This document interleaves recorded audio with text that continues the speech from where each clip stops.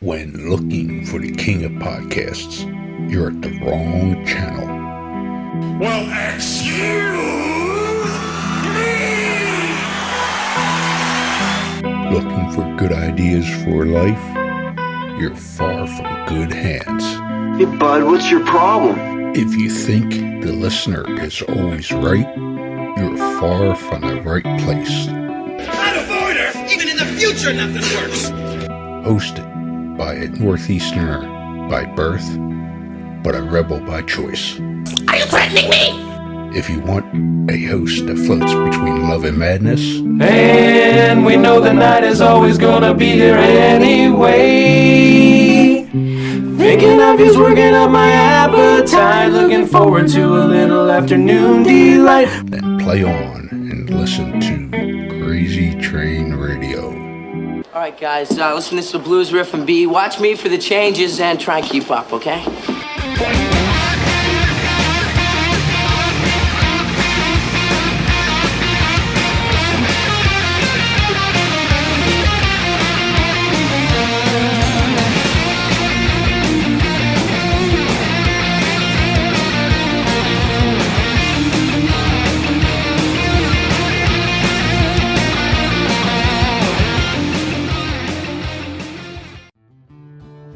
Warning, creators of this game do understand the subject matter may be offensive to some, but they do honor the families and people that have been affected by these real-life tragedies that these individuals have caused. Want to play a game? Oh, yeah! Lover of true crime? Yes, yes, yes. Well, we got an interesting game for you to check out. Wow. With the mashup of influences such as horror movies, collecting cards, and RPGs. What? Led to giving birth to an incredible creation of this game, Killers, the card game. You are all my children now. This game is a collectible trading card game featuring some of the most infamous killers, with tidbits of trivia on the back of each card to help you learn some insight to each criminal. Who the hell are you? Let's not forget, during the game, cops will be chasing you and these criminals. I'm a cop, you idiot! However, check out their website listed through all social media today, which can be found under Killers, the card game. Am I on the internet? I want to play a game.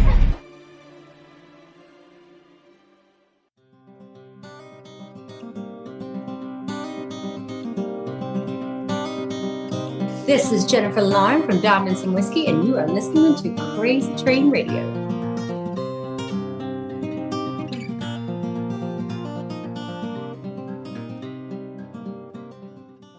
Hey folks, it's your least favorite host in the podcast world, Croc, Jonathan Steele. And boy, do we have a good one for you today.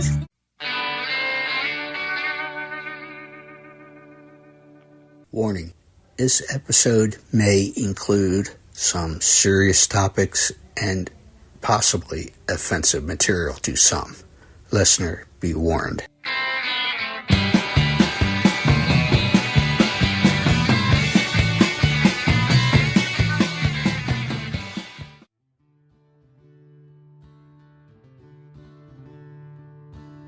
Ladies and gentlemen, boys and girls, children of all ages, you might recognize this next guy's voice because, in full disclosure, he is actually a sponsor, but that's all good.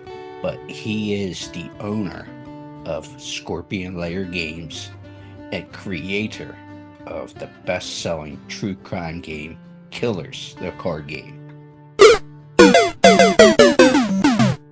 Much of his training of the psychology side of things has come while working for the Department of Juvenile Justice. Poor little bastards. And also as a corrections officer. But he's got new product coming down the pipeline.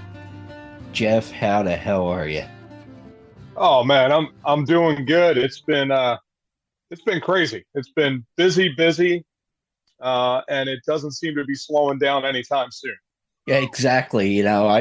Because in full disclosure, again, I have footage that I got a top off from Jeff's panel again at Scarefest, which I know I told you this privately when I started going through it all.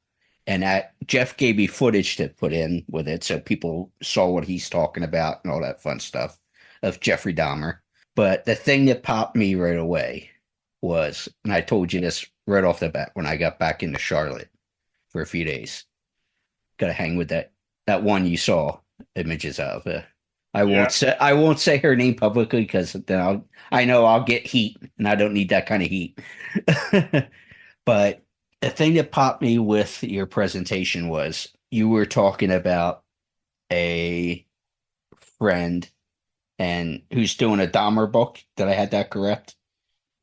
You said, and don't worry, you're not you used the line, you're not a pedophile. Don't worry. Okay. It was in the beginning before you officially started your panel. Oh boy. Yeah. Don't worry, he wasn't. Let me put this out there right now. He was not given okay for pedophiles. But when you see the footage, it will make sense. It has to do with the killers and all that stuff. And he was talking about visiting. You were talking about visiting the Dahmer spot down in Florida when you went down for Spookala. Oh, okay. Now is it starting to click? Yeah, I was down there, and actually, I cover some of this. Actually, I cover a bunch of this in the new book because there is the theory that that Dahmer actually was the one that abducted Adam Walsh, John Walsh's kid. Yeah. And so there is belief that if that's the case, even though, we know that Dahmer was had some pedophile tendencies because there were kids that he killed that were, 13, 14 years old, which would, classify him as a pedophile. But of course, Adam Walsh was significantly younger than that. I think probably 6 years old, I think. And so, if he actually did do that, he was there at the time. He was at the mall. People said that they saw him at the mall. Excuse me. So I don't know. I don't know if he did it or not, but as I was researching that, I think I came to a much clearer understanding because at first I thought there's no way, that everybody blamed that on Otis Toole. We knew that he did it. And then, of course, they found out later that he probably didn't do it, even though he admitted to it. But him and Henry Lee Lucas admitted to 600 different crimes. Doesn't mean that they actually did it. But Dahmer was there. There is a good possibility that it was him that did it. Now, he denied it when he was in prison. He said that he had nothing to do with it. I don't know. It's a really difficult thing because, he admitted to raping and killing and eating, 17 other people. Why wouldn't he admit to that? Could it be because Adam Walsh was, a very, very young child, and because he was in prison, he would have died even faster? Maybe that's why he denied it. But I don't know. I don't know the answer. I don't think we'll ever know the answer to that. But it's fascinating. Well, let me mention the title of the book here, and there's a couple of things here. Obviously, there's going to be some tongue-in-cheek with what we talk about, as you just heard about what I was referencing, what you'll see in the video and whatnot. But full disclosure, this is more of some of it is of a serious topic and all that stuff. So we do want to show respect to victims. So, full disclosure, there is seriousness to some of these topics. So don't come hanging me or Jeff. And I am just learning the topics more so. And it's all Jeff's fault when I got connected with him in 2022. That piqued my interest. Brother, it's what I do. Yeah. Sorry. That's the big idea. No, it's okay. And it goes with the history side of me, and it's got me diving into other rabbit holes. What's up, Doc? But the book is True Crime, Myths and Legends. It's going to be 3 volumes, Serial Killers, Criminals, and Cults and Religions. First one is coming out in April, give or take, correct? Yes. So here's the thing. The book, the title may end up being different. The cover may end up being different. It was about 2 weeks ago that I was getting ready to release it on Amazon. I was going to release it as of the 15th of this month. So in 5 days, I was going to release it. But in that time, I got picked up by one of the top true crime publishers in the country. And so they picked me up as one of their authors. I had a suggestion of a good friend of mine, EJ Hammond, who has, she's the Bundephile. That's who you were talking about. I'm sorry. It was EJ you were talking about with the whole, what I was referencing a few minutes ago, but go ahead. Yep. So EJ is she's a Bundy expert. She's written a book on Bundy called Memories of the Beast with her friend. Oh, I can't think of his name right now, but he's going to kill me. Goodness gracious. You said about being a Bundy file. That's what it was. Yeah. The joke you made. Yeah. So that's actually her website. It's bundephile.com. Kind of like, what's the word if you're I don't want to use that one, but what's the word if you love books? What do they call that? A bibliophile, right? Yeah, okay. So that I got a couple. I got 3 or 4. Yeah, just a few books. So, it's kind of a play on that, but Bundephile. And she's written a book about that. She also wrote the foreword to my book, but she had suggested to me that I should go to a regular traditional publisher instead of self-publishing. And I thought, I don't know. I guess I'll try it. We'll see what happens. Maybe somebody will pick it up. It's like a 1 in a million shot that one of the mainline publishers is going to pick it up. But shockingly enough, somebody did immediately picked it up, and they loved it and signed me, sent me a contract for it. And so now I'm working with them. Of course, that pushed out the release of the book until April because it's got to go through all of their editing and they've got to go and they have to product test everything and make sure that the name of the book is going to be good. So they've got a lot of work to do.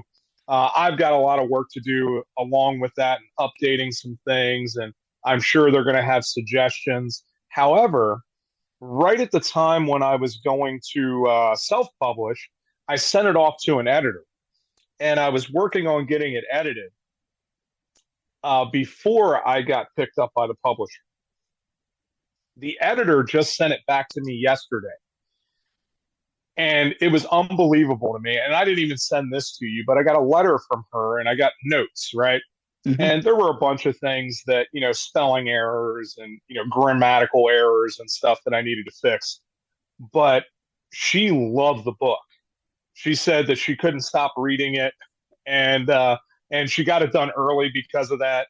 And she was super excited. She said usually she has 2 or 3 pages of notes for a book of that size because it's, I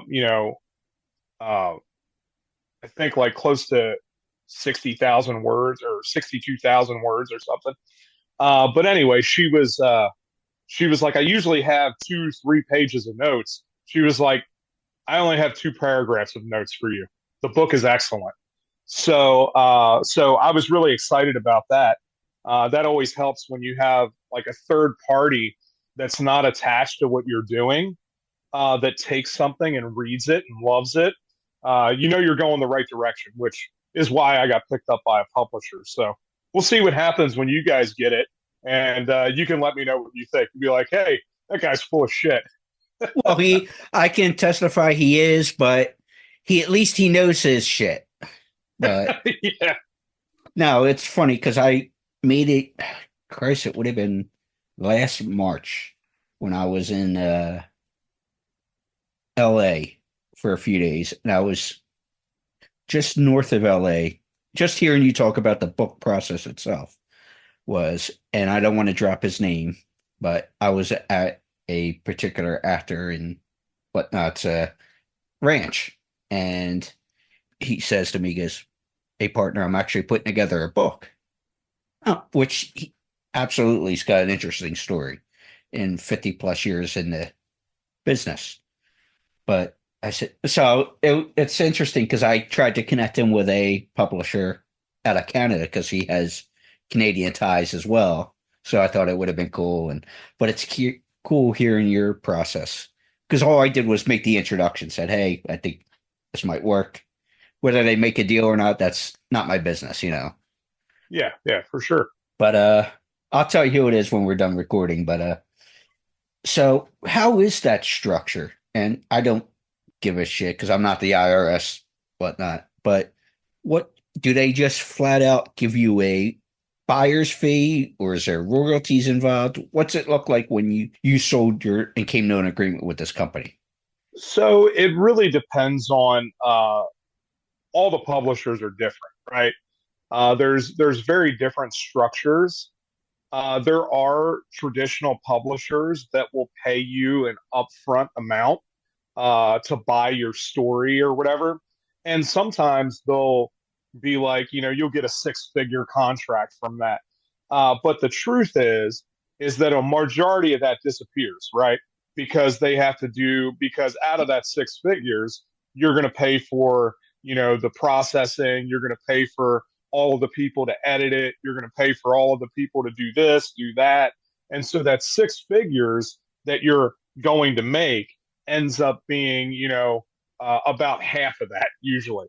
Now, Taxes, all that fun stuff too. Yeah, because they also are going to take out all of the fees for, actually making the book, like all the printing and stuff is going to come out of that.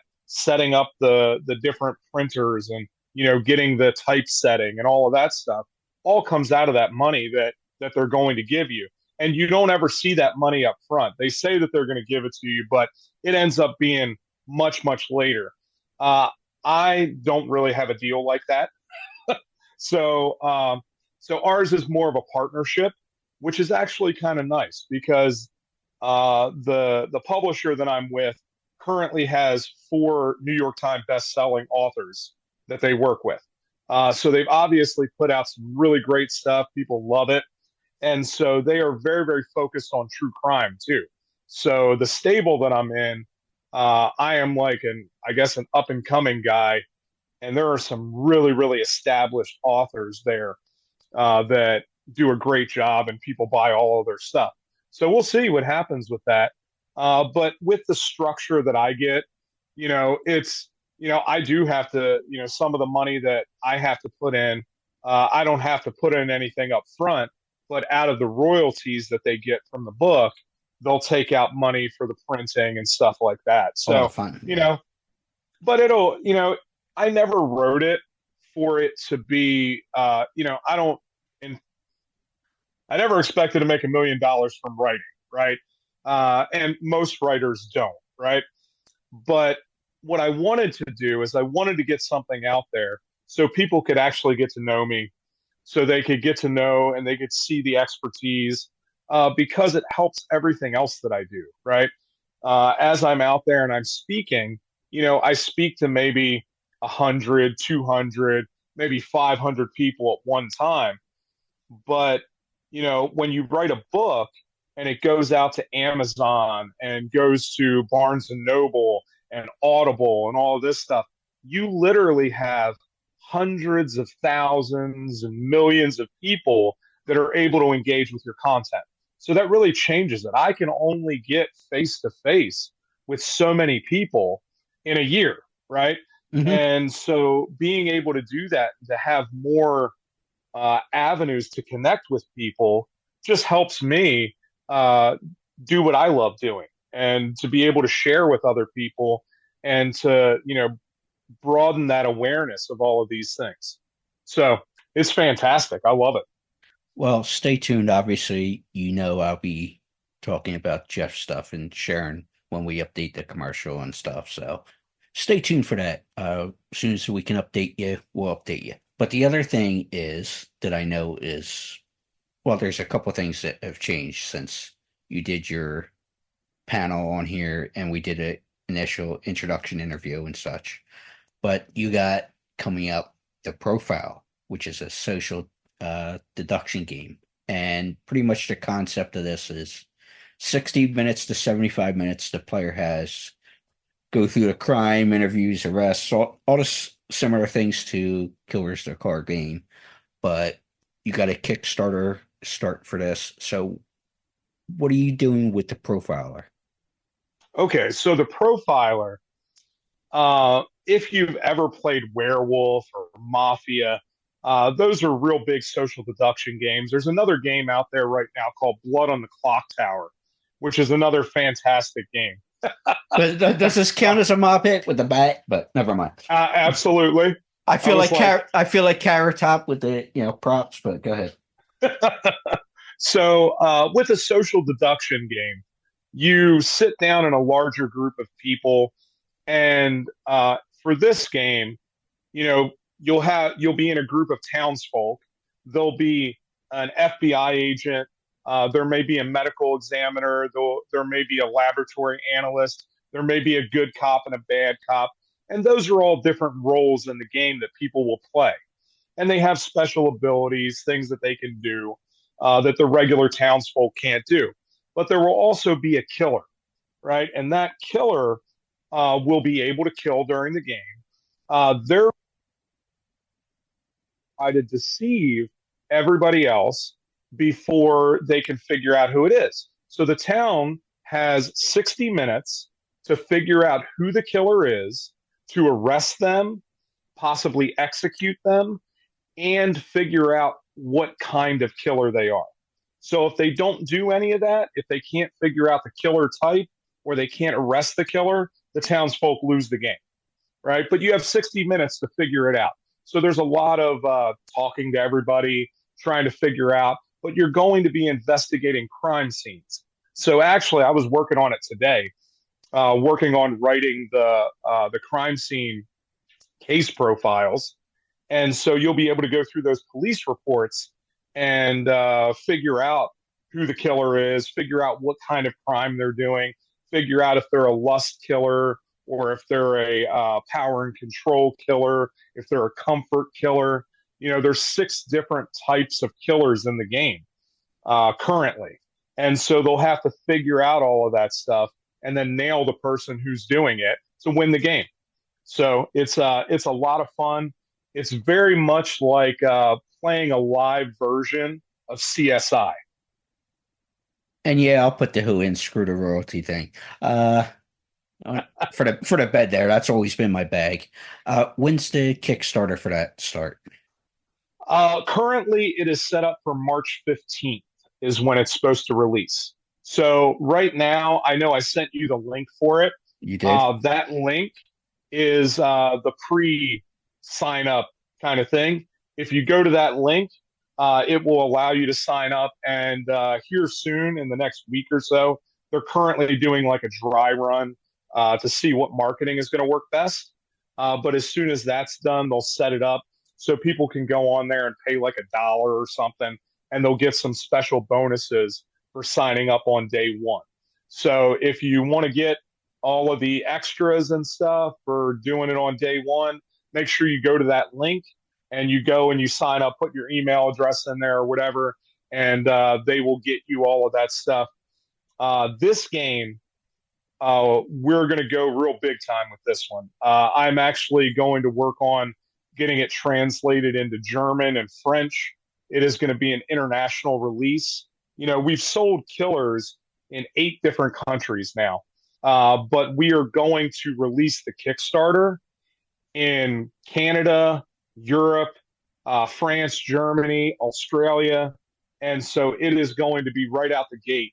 It's going to be huge. This is going to be a game that you'll probably end up seeing in, Walmart and Target. But if you want all the best stuff, you got to get it early. Absolutely. So I will make sure the link is included with that.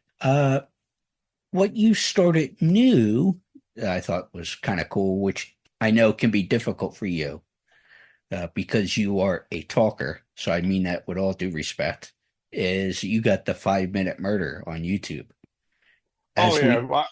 As we sit, we got 45 videos out there, and he discusses a new random killer every episode in 5 minutes or so. So where did this idea come from? So it actually came from I do a trivia show on Clubhouse every Tuesday at 5:00. And so I started that like almost 2 years ago now. So I think it's been close to 2 years we've been doing it. But anyway, the ladies on that on the trivia show were like, Jeff, why don't you start a YouTube? And I said, I have a YouTube.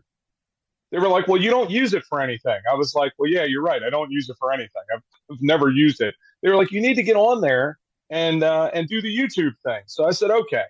I was like, well, what can I do to do something true crime related on YouTube? And what can I do that's different than what everybody else is doing?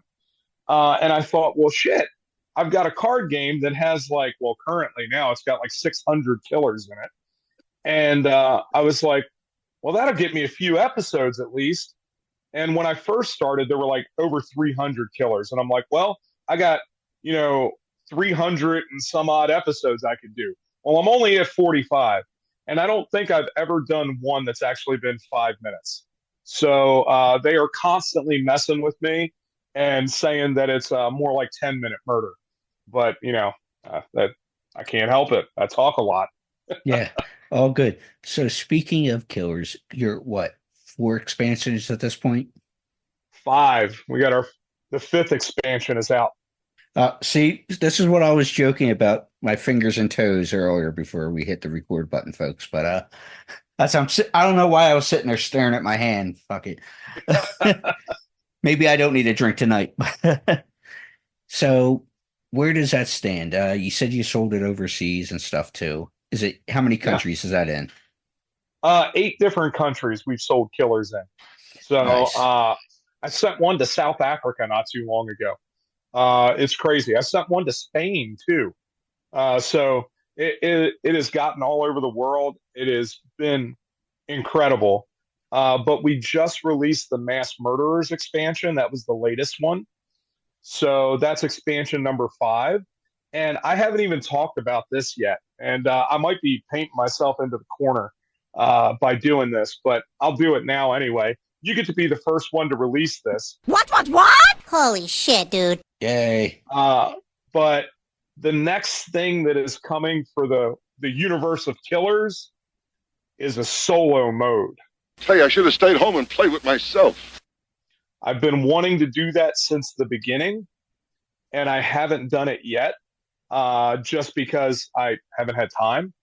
But I wanted to. One of the things that we get a lot of times that people come up and say is, well, I don't have enough friends to play. I don't have a second person that'll play this game with me. So I wanted to make the game available for people to play solo. And I think I've come up with a way that it'll work. And so we're going to release like a deck of cards that will allow you, that'll change some of the rules. There'll be an extra rule set in there that will allow you to play Killers the card game by yourself. You'll have your 5 killers. You'll have to get 10 kills before the cops catch all your killers. So you're saying I could stay home and play with myself? Absolutely.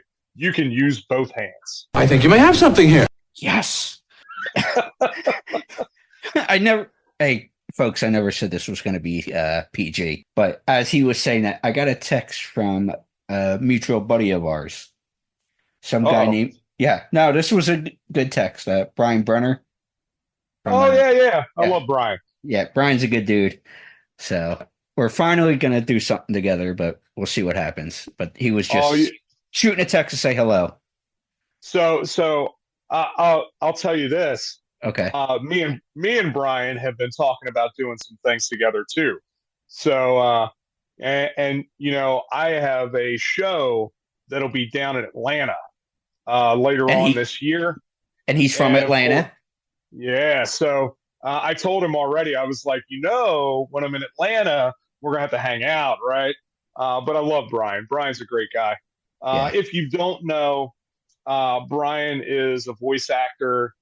He's also an actor, and he was infamous for Pumpkinhead. Yes. He was in Pumpkinhead, as well as Society and a bunch of other movies too. But yeah, he is a great, great guy and does a bunch of voice acting now. Just an incredible dude.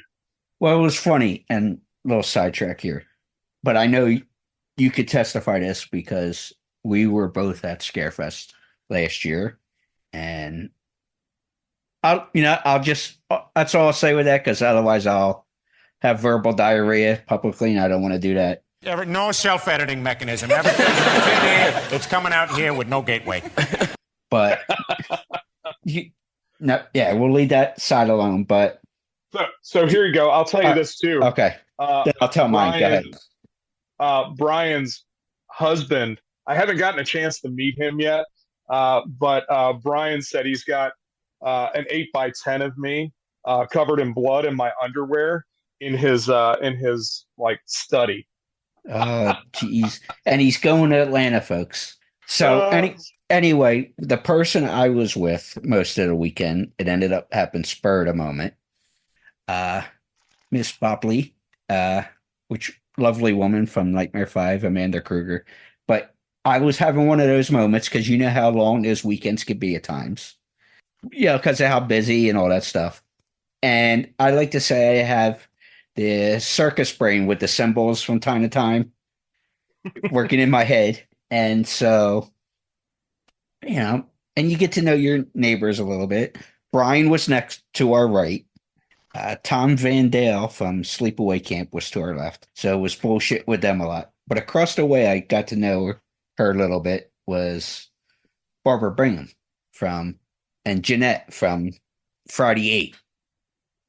So, the teacher and student who were well known. So anyway, the symbols were going off in my head, and Patrice's BB, Brian's BB, and Barbara's BB. I'm like, And I ended up setting up a picture. I know this story's meaningless, but it was cool. We got the triple BBs and shared it on social media. I thought it was kind of cool, because how odd was that they set them up 3 double Bs within like a triangle there. So. Oh, for sure. Especially when you're talking about a show. If you guys haven't been to Scarefest, you need to go. It is the largest horror convention in the country. Like, regularly they get like 40, 50,000 people that show up there. It is huge. And this last year, what did they have? Like 60 different celebrities there? Yeah, it's easily. Unbelievable. Unbelievable how many people they have there. Everybody from Kane Hodder to, all kinds of people are there. And it is just an incredible event. I've been there the last 2 years in a row. I've spoken the last 2 years in a row at Scarefest, and it's been fantastic. I love it. Yeah, last year, the big cruise that they had celebrity-wise were a lot of the Friday the 13th and Terrifier, or Terrifier 2, I should say. And it was funny because it's good and bad, because I have to plan things last second for some reasons. And so I had to bounce around where I was staying last year. And I don't mind telling this story. So I go to grab my, bag to go to my next, for Saturday night where I'm staying. It's a long day. I had a couple beers afterwards. I didn't go to the VIP party or anything like that. I was just so beat. Had a beer with a fan came by our table, or Beatrice's table. Let me buy you a beer, but because he's from the Northeast as well. Okay, cool. Had a beer, go to get my bag, then off to crash for the night. So and I think Jeff knows this story. So I'm like, you know what? Let me go get another drink at the bar, the hotel bar, and then I'll go crash for the night. And I hear from behind me as I walk in the bar, "Hey, where the hell have you been?" And of course, I know the voice, right? Turn around, Adrian King. And she goes, "Where the?" Because I keep in touch with mostly everybody that's associated with the show and guest wise and all since 2012. She was one of the few I lost touch with. And it was like a good 8, 9 years that I lost touch with her. Just life happens, all that shit. So she goes, "Where the hell you been?" Good, good. We made sure we had correct phone numbers for each other and all. And I'm like, I'm getting a drink. What are you drinking? And I know she won't mind me telling this story, but what is the whiskey called? Maker's Mark? Oh, yeah, yeah. Yeah. So I said I was going to have some Tullamore Dew. That's my drink of choice. She was drinking Maker's Mark. And she had some friends and family from the area visiting. I was just going to drop the drink off and, not bother the group after we exchanged numbers and stuff. It's sit your ass down. Let's catch up. It's been too long. I accidentally gave the wrong drink. That's like, God, I never had Maker's Mark. It was actually good. I'm like, do I got to go buy you another one? She goes, alcohol kills germs. We're good. All right. So we went back to the normal drink bullshit, and Adrian will be back sooner rather than later. But she's the best. I don't know if you've ever dealt with Adrian at all. I've met her. I don't know her very well, but I've met her. Yeah, dude, you would love her. If you got to know her, she is the best. Obviously, I know. I don't think you have any shows till what, March? Because you do killers and the different things and different Scorpion related games at different shows. So when's your next show? I'm having some headphone issues. Are we back? Yeah. Okay, we're back. So I was asking, obviously you try to take the show on the road for Scorpion Lair Games and such. When's your next convention to promote and all that fun stuff? So my next show is up in Akron. I'm doing a horror show up there. And it's the first weekend of February. That's my first show of the year. And then I think currently I have right around 30 shows scheduled next year. And so I will be all over the place. I believe that I'm making 2 stops in Philadelphia this year. Just letting you know. I gotta go now, but don't you leave town, huh? Because we haven't talked about that yet. But this is news to me, folks. Yeah, I will be there, and so which is cool because, as some of you know, that is also really close to my hometown. I grew up not very far from there at all. And so that is definitely going back home for me because I'm also from the East Coast, which is why we got along so well when we first met, because we got the same attitude. Yeah, pretty much. We have the don't give a fuck attitude. And we're not going to tell that story again, but first year at Scarefest, he was like, we just communicated a few times. And thank you, Mark. You're a mensch. Mark made the recommendation from Camp Blood Customs. So thank you, buddy. But so right away, Jeff's like, here, boom, boom, boom. What's up? Done. Problem solved. It was great. And we've gotten along ever since. And for different things, he's a part of this family. He's, got his own thing going. We vent it to each other for personal shit. There's a good bond there. So I appreciate that, buddy. For sure. So obviously, where is the best spot for people to check out updates for everything?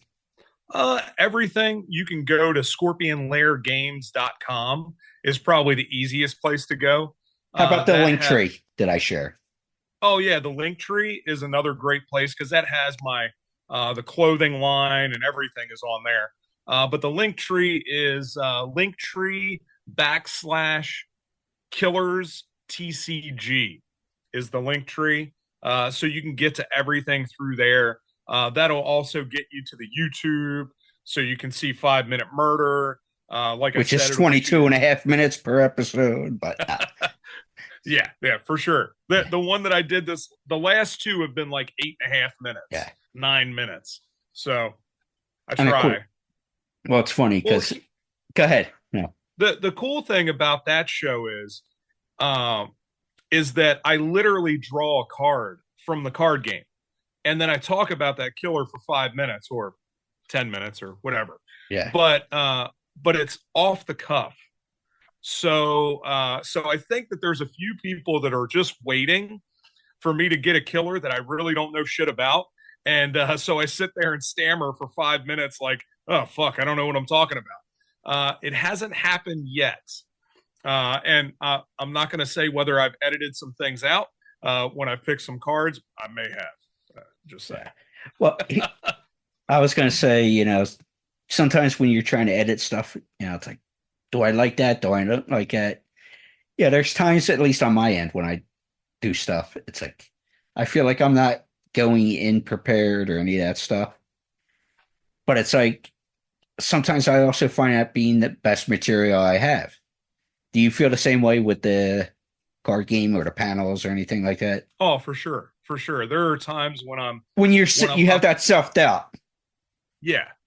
Well, I always, from the very beginning, I've always felt like, man, all this stuff that I do, and I go out and I speak, and I produce these games and stuff. Dude, there are people that are going to come back and be like, God, this is a piece of shit, man. Like, this is terrible. Like, I don't know who would ever make something like this. And the people that have played it, I've never gotten that response. Everybody has always been like I just got a message the other night. I woke up in the morning and there was a message from somebody that bought the game when I was up in Columbus last time, I think. And they were like, dude, we just got around to playing it. We love this game. And it's always so encouraging when I get messages like that. Like the first couple times I stood up there and I spoke, I had a couple psychiatrists come to my talk. And after the talk, they came up to me and they it was funny because they were like, oh man, we really went to your talk to see if you were full of shit or not. And it's,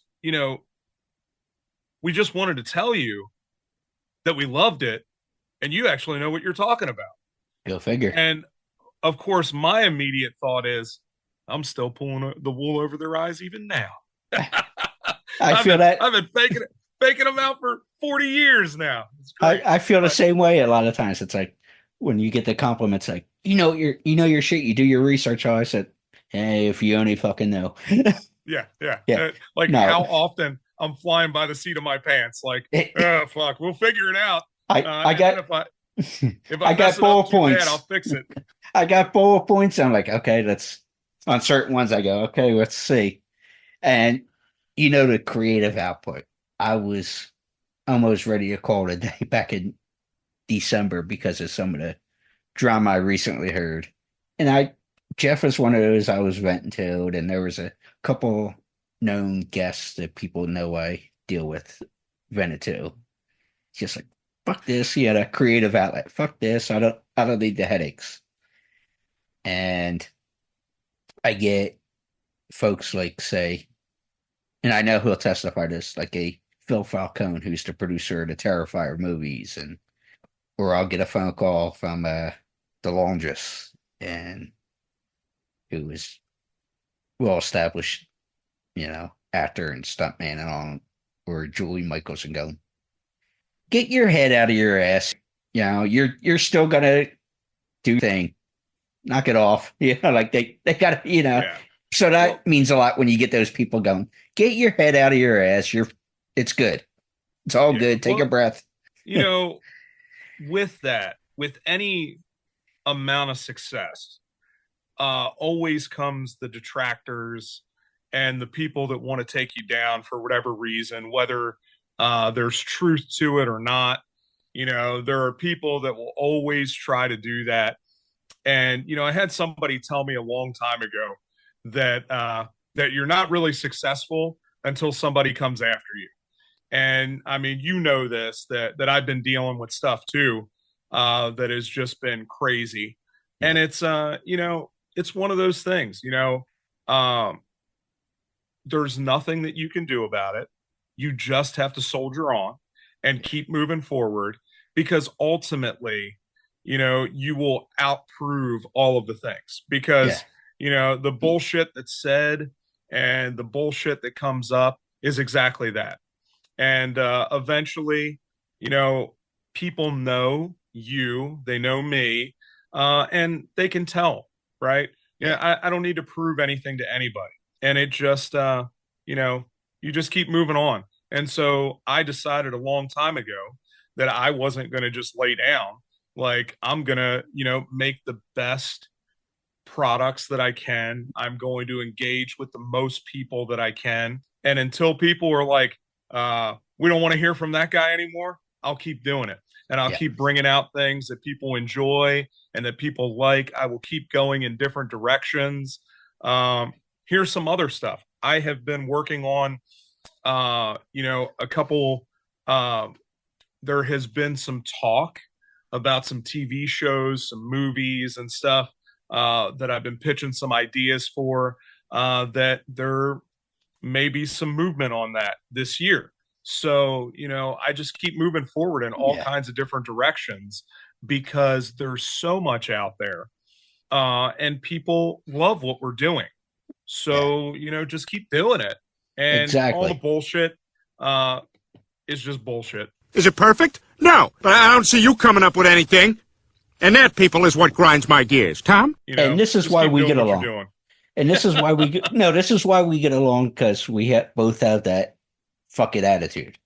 And that Northeast Philly, attitude. But what I was going to say is, and this is part of my attitude anyway, at least, if somebody's got shit to say, why don't you just come out and say it?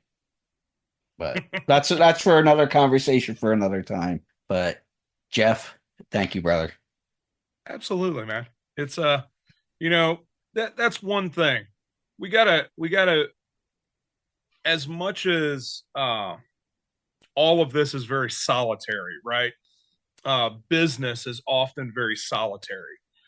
You've got to do things, and a lot of times you got to go it on your own, and you got to make it happen. You got to figure it out. You got to work long hours. You got to edit shit. You got to do all this stuff. But we all got to have that support system too. And we all need those people that we can talk to from time to time and be like, you know what? This week has fucking sucked. Yeah. It has been really difficult, and I just need somebody to listen so I can get my head right and keep moving on. And I think that a lot of times we end up doing that for each other. And I'm glad that I get to help support as much as I can. Yeah. And what's funny, and we'll leave it at this. We'll leave it as a hanging fruit, that I rode down with somebody and I was waiting for them on the first day of Scarefest. And I ended up running into Jeff by accident, because he was coming in to set up his vendor booth. But I won't tell the story fully of how he grabbed my ass outside the front doors there at the venue. We won't tell that story. That's for part 3. But no, Jeff. Both hands. All the cheeks, baby. Hey, we were going to do one of those John Hughes movie dances on the front steps there, but Jeff was what I needed to see right then and there, and it was great. But Jeff, thank you, brother. Absolutely, man.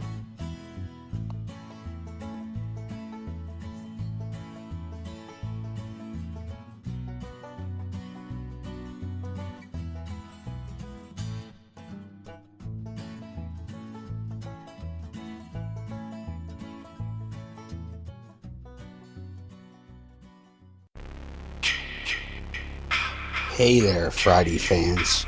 We know how much you enjoy the movies. Enjoy grabbing your Friday merchandise and interacting with the Friday family, whether it be at conventions, or during our particular watch-alongs?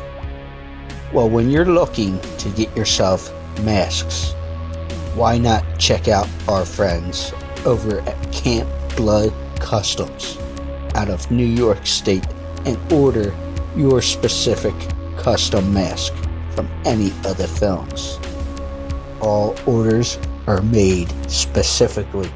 Your needs and wants are. Make sure you find Camp Blood Customs on Facebook, Instagram, and all over social media and order yours today.